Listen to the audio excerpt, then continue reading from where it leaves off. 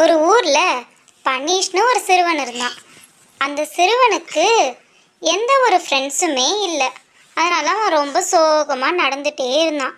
அந்த ஊரே ரொம்ப காலியா இருந்துச்சு. யாருமே அவன் கூட இல்லைன்னொன்னே அவன் ரொம்ப வெறுத்து போயிட்டு பொறுமையா நடந்துட்டு இருந்தான். அவன் போயிட்டே இருக்கிறப்ப ஒரு வில்லேஜ் மேன் இருந்தாரு. அந்த வில்லேஜ் மேன் பேரு அருண். அவர் என்ன பண்ணாரு, தம்பி இங்க வாப்பா அப்படின்னு சொல்லிட்டு மனசுல தான் நினைச்சாரு. இவன் நேரா அந்த வில்லேஜ் மேன் கிட்ட போய் நின்றான். உனக்கு என்னப்பா கவலை இந்த வயசுல? இந்த வயசுலயே நீ ஏன் இவ்வளோ சோகமா இருக்க? உனக்கு அப்படி என்னதான் ஆச்சு? உனக்கு என்ன ஆச்சுன்னு எனக்கு தெரியல. ஆனா நம்ம ஊர்ல ஒரு மந்திர கிளி இருக்கு.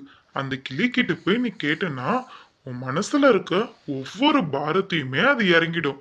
ஒரு நாளைக்கு ஒருத்தவங்களுக்கு தான் அது குறி சொல்லும் அப்படின்னு அவர் சொன்னாரு. அதை கேட்ட அந்த சிறுவன் அவன் கேட்டான், என் கஷ்டம் எல்லாமே போயிடுமா அங்கிள்? அப்படியா? நான் உடனே அந்த கிளி எங்க இருந்தாலுமே நான் போய் பார்க்கணும் அங்கிள். என் வாழ்க்கையில எனக்கு நிறைய சோகம் இருக்கு. சப்போஸ் என் சோகத்தை அந்த கிளி தீர்த்துச்சுன்னா நான் முதல்ல உங்ககிட்ட தான் அங்கிள் நன்றி சொல்ல வருவேன் அப்படின்னு சொல்லிட்டு ரொம்பவே புகழ்ந்து அந்த அங்கிளை பத்தி பேசிட்டு அந்த இடத்த விட்டு கிளம்பலான்னு போயிட்டு இருந்தான். அவன் பொறுமையா எங்க அந்த கிளி இருக்கும் அப்படின்னு சொல்லிட்டு பொறுமையா யோசிச்சுட்டே போயிட்டு இருந்தான். இதை அங்கிளும் பார்த்துட்டே இருந்தாரு. அவருக்கு அவரோட சின்ன வயசு ஞாபகம் தான் வந்துச்சு. அவன் ஒரு ரோட்ல அந்த கிளி இருக்கிற இடத்துல கூவி கூவி அந்த கிளியை கூட்டுட்டு இருந்தான். அப்புறம் அவன் பார்த்துட்டான், அங்க ஒரே கூட்டமா இருந்துச்சு அந்த கிளிக்காக. ஆனா அந்த கிளி இவனை தான் செலக்ட் பண்ணுச்சு. இவன் கிட்ட என்ன கஷ்டத்தை கேட்கலாம் அப்படின்னு இருக்கிறதுக்காக அவனை கூப்பிட்டுச்சு. அவனும் அந்த கிளி கிட்ட போய் நின்னான். அந்த கிளி அவனை பார்த்துட்டு, உன் வயசுல உனக்கு என்ன கஷ்டம்னு என்னால் புரிஞ்சுக்க முடியுது. உனக்கு எந்த ஒரு நட்பும் இல்லைன்னு சொல்லிட்டு நீ ரொம்ப கவலையா இருக்க. அதுதானே உன் வாழ்க்கையில நீ இவ்வளோ சோகமா இருக்கிறதுக்கு காரணம். ஆனா இதெல்லாம் நினைச்சு நீ கவலைப்படக்கூடாது. நட்பு என்பது மற்றவங்க நம்ம என்ன திணிச்சாலும் அது வராது. நீ மற்றவங்களுக்கு எப்போ உதவி செய்றியோ அப்பதான் அந்த நட்பு மலரும். அது எப்பவுமே கடைசி வர உன் கூடவே இருக்கும் அப்படின்னு அவனுக்கு புத்திமதி சொல்லிட்டு இருந்துச்சு. இதை அவனும் பொறுமையா கேட்டுட்டு, அப்படியா, நான் இப்பவே எனக்கு தெரிஞ்சவங்க எல்லாருக்குமே நான் உதவி செய்ய போறேன். அப்படி ஒரு வேளை எனக்கு உண்மையான நட்பு கிடைச்சிச்சுன்னா கண்டிப்பா நான் என் வாழ்க்கையில உன்னை எப்பவுமே மறக்கவே மாட்டேன். உனக்கு அப்ப பிடிச்ச மிளகாலேருந்து உனக்கு பிடிச்ச என்ன தானியம் இருந்தாலும் நான் உனக்கு தினமும் வாங்கி கொடுப்பேன் அப்படின்னு சந்தோஷமா அந்த கிளிக்கிட்ட அவன் சொல்லிட்டே இருந்தான். அங்க ஒரு பொண்ணு அவனையே பார்த்துட்டும் இருந்துச்சு. இவன் லைஃப்ல இவ்வளோ கஷ்டமா அப்படின்னு சொல்லிட்டு பார்த்துச்சு. அதுக்கப்புறம் கிளி வாழ்த்துக்கள் அப்படின்னு சொல்லிட்டு, உன் வாழ்க்கையில நீ எப்பவுமே நல்லபடியா இருப்ப அப்படின்னு சொல்லிட்டு அவனுக்கு ஒரு குட் லக் விஷயம் சொல்லுச்சு. அவனும் அந்த இடத்துல இருந்து பொறுமையா விலக ஆரம்பிச்சான். அவன் கிராமத்துக்கிட்ட போயிட்டு இருக்கிறப்ப அங்க ஒரு பொண்ணு கீழே விழுந்து ரொம்ப அழுதுட்டே இருந்தா. அதை பார்த்து, உனக்கு என்ன ஆச்சுமா, நீ ஏன் இப்படி அழுவுற, உன் வாழ்க்கையில உனக்கு என்ன கஷ்டம் அப்படின்னு சொல்லிட்டு அவன் கேட்டான்.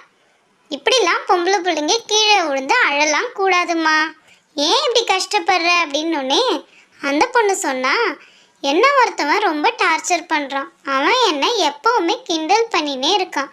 அது மட்டும் இல்லாமல் அவன் என்னை அடிச்சிட்டான். என் கண்ணுமே ரெட் ஆயிடுச்சு.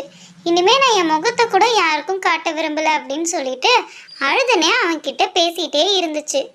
இதை பொறுமையாக அவங்களும் கேட்டுகிட்டே இருந்தாங்க. எப்போ அவன் அடித்தான்னு தெரிஞ்சிச்சோ அவனுக்கு ரொம்ப கோபமாக வந்துச்சு. நீ ஒன்றும் கவலைப்படாத, அவன் வீட்டுக்கு என்னை கூட்டு போ அப்படின்னு சொல்லிட்டு அவனும் மனசில் நினச்சான். அப்புறம் எல்லாருமே ஒரு முடிவு எடுத்தாங்க, அவன் வீட்டுக்கு போய் அவனை அடிக்கணும் அப்படின்னு சொல்லிட்டு.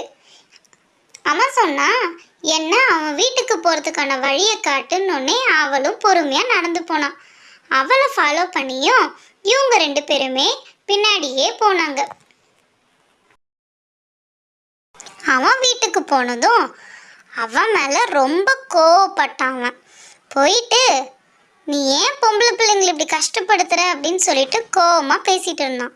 அந்த பொண்ணு அவன் என்னை அடிச்சதுக்கு அவனை எட்டி உத, அவனை அடி, அவனை என்ன வேணா பண்ணு அப்படின்னோடனே அவனும் கோவத்தில் கொந்தளிச்சு அடிச்சிட்டான்.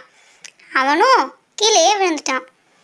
அந்த பொண்ணு ரொம்பவே நன்றி அப்படின்னு சொல்லுச்சு. என் உயிரை நீங்கள் காப்பாற்றிட்டீங்க, இல்லைன்னா என் லைஃப்பில் நான் என்ன பண்ணியிருப்பேனே தெரியல, இந்த மாதிரி ஒரு இக்கட்டான நிலைமையில மாட்டிட்டேன். இப்படின்னு 3 பேருமே எப்படியோ ரொம்ப க்ளோஸ் ஆயிட்டாங்க. அப்புறம் வாழ்க்கையில் அவங்க எங்கே போனாலும் ஒன்றா தான் போவாங்க. அதை அந்த கிளி சைடில் பார்த்து, எனக்கு தெரியும் அவன் ரொம்ப நல்ல பையன், அவன் வாழ்க்கையில் அவன் எப்போவுமே சந்தோஷமாக இருப்பான், அவனுக்கு இனிமேல் எந்த ஒரு கஷ்டமும் இருக்காது, கடவுளோட அருள் அவனுக்கு எப்போவுமே இருக்கு. என்ன குட்டீஸ், எல்லாரும் எப்படி இருக்கீங்க? நல்லா இருக்கீங்களா? இந்த கதையிலேருந்து நீங்கள் என்ன புரிஞ்சுக்கிட்டீங்க? எப்போவுமே ஃப்ரெண்ட்ஸ் அப்படின்னு இருக்கிறது ஒரு உறவு, ரொம்பவே முக்கியமான உறவு. அது எப்போவுமே ஒருத்தவங்கள ஃபோர்ஸ் பண்ணி வராது. நம்ம ஒருத்தவங்களுக்கு உண்மையாக இருக்கிறப்போ கடவுளே நமக்காக உண்மையாக இருக்கிறவங்கள கண்டிப்பாக அனுப்புவாங்க. புரியுதா? இனிமே ஃப்ரெண்ட்ஸுக்காக யாருமே ஏங்கவே தேவையில்ல. நம்ம வேற ஒரு இன்ட்ரெஸ்டிங்கான வீடியோவில் இதுக்கப்புறம் உள்ள வீக்கில் பார்ப்போம். பாய் பாய்.